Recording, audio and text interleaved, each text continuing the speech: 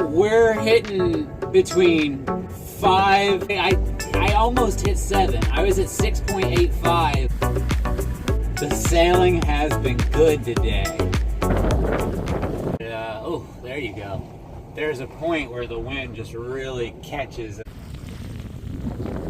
Like it's trimmed real nice right now. Everything's real tight. It's just doing what a boat is supposed to do. My buddy Hunter would say it's just a sail doing sail stuff. Such a cool thing.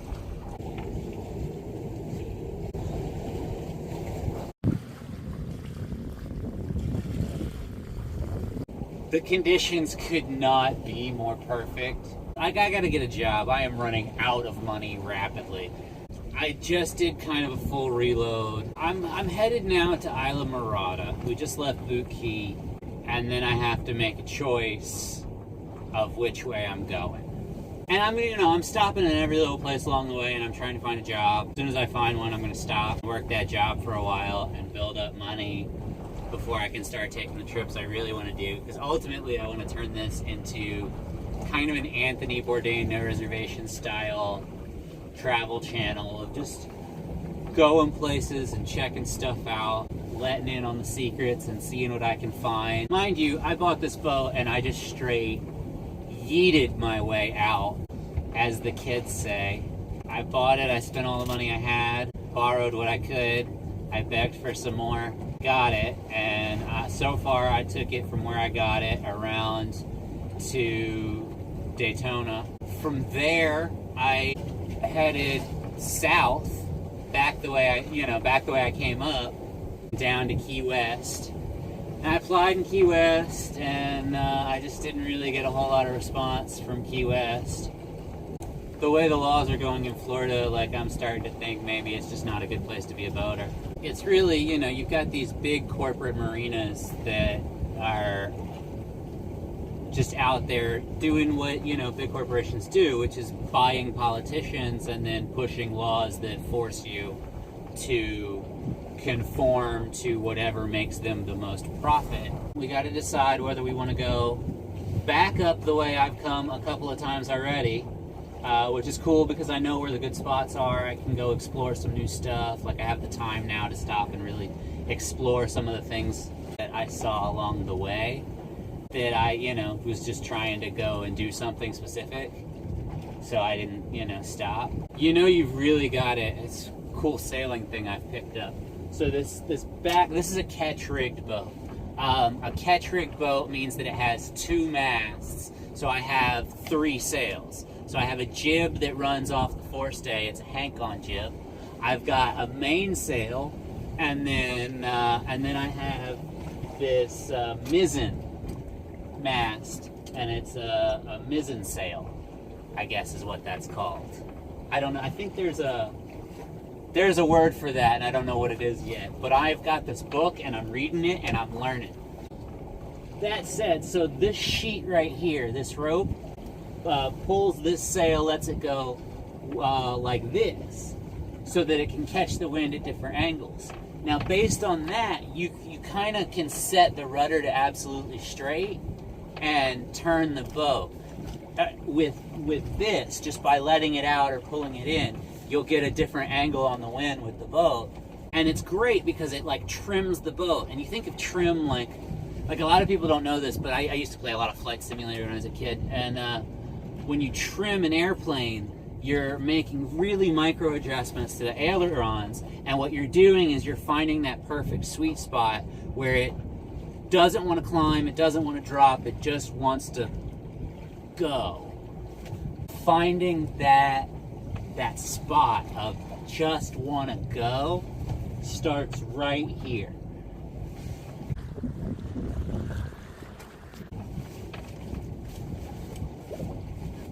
Maybe I take my jacket off. It was just so windy. I mean, it's like warm out, but there was so much wind going, and so like that's another thing. So you have the true wind and the apparent wind. I've been reading about this. This is crazy stuff. So The true wind is the wind that the direction that the wind is actually blowing. The direction and speed. So like right now, I'm feeling the wind off here, which means that the true wind is probably somewhere over there. But what's happening is that I'm moving forward at a higher speed in relation to the wind. So I'm moving forward at about a third of the speed of the wind. And so it feels like the wind is actually like coming this way. And you trim your sails to the apparent wind, not the true wind, because the apparent wind is what you receive while in motion. So you almost have to start by trimming to the true wind, and then as you start to accelerate and that wind direction shifts, you have to adjust in to catch it. And you can stall out and not get it, and the wind speed will correct, and now you're trimmed way back here and not really. So there's so much to this stuff. It's absolutely crazy. So I have a large decision coming up. When I leave there, I have to have made this decision. Do I want to go up the west coast of Florida towards like Tampa and then around the Panhandle? Or do I want to go up the east coast towards Miami, Fort Lauderdale, West Pompano, Hollywood, West Palm, and that direction? That said, I'm very familiar with the route as far as Daytona, but I probably will keep going past Daytona. I'll go to Jacksonville, and then north of Jacksonville, I will go to... I'm going to skip over Georgia because they've made rules in Georgia that you can't live on your boat. But if I skip past Georgia, I'll go to Charleston and then up into Chesapeake Bay and then towards New York, I think, is ultimately the destination if I go that way. Maybe Boston, maybe, New England, I'll fool around up there. And if I go the other way, Tampa, and then towards New Orleans, and then maybe Texas. Short term, I worked as a liquor rep for RNDC for a short period of time working in Louisiana. So I know a bunch of owners and managers at bars in New Orleans and have good rapport and relationships with them. I could probably get a job there if I go that way without too much difficulty. In fact, I know the places I would want to go talk to. If I go the other way, I would be going towards New York, and New York's just always kind of been the city that got away, because I'm just priced out of New York. Like, that's a reality. The rent is too damn high for too damn little. In fact, that was a big part of why I bought the sailboat. Was my thought process was, for this one-time price and the cost of maintenance and owning it and whatever, like, that's living in a boat it'd be more space than I would get in a $3,000 a month apartment in New York, was the idea. I could spend $3,000 a month in New York and have a smaller space to live than I have in this boat.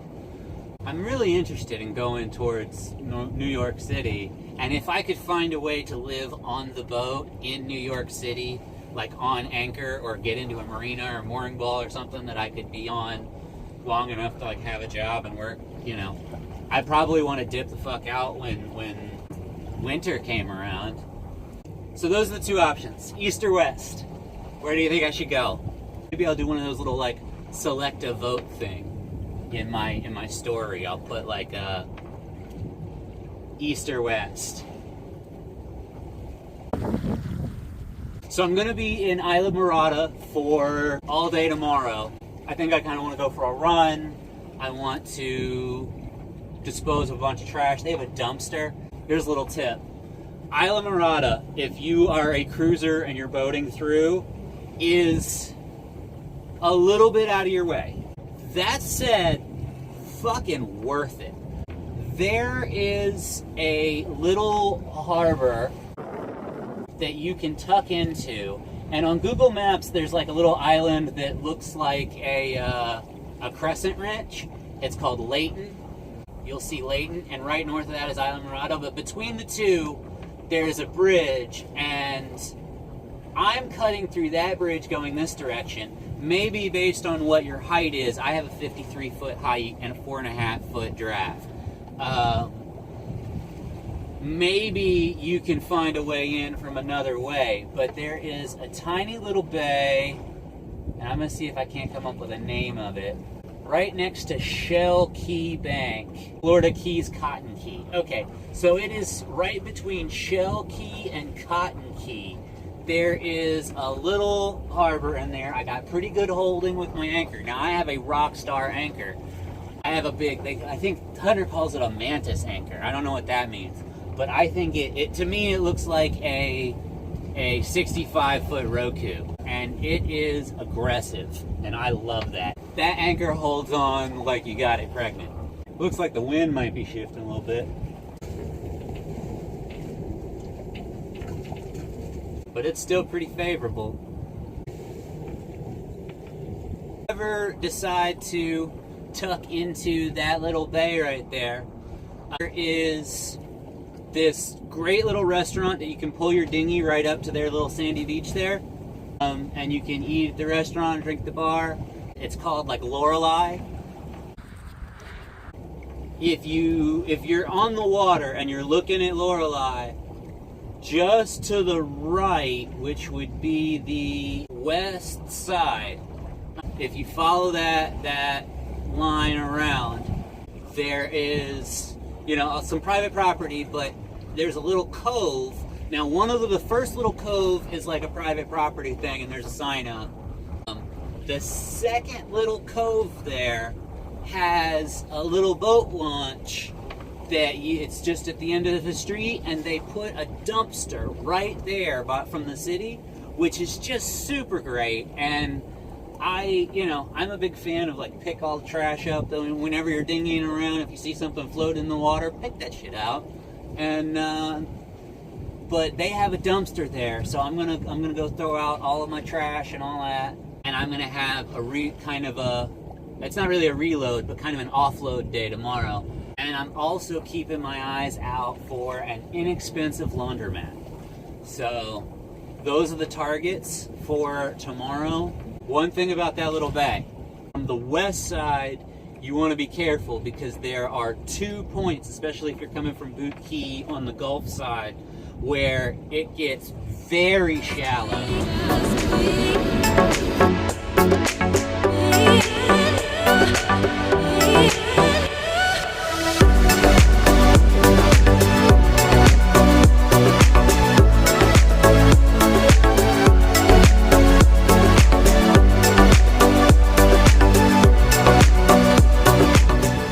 Now, there is a channel dugout, and it's pretty narrow.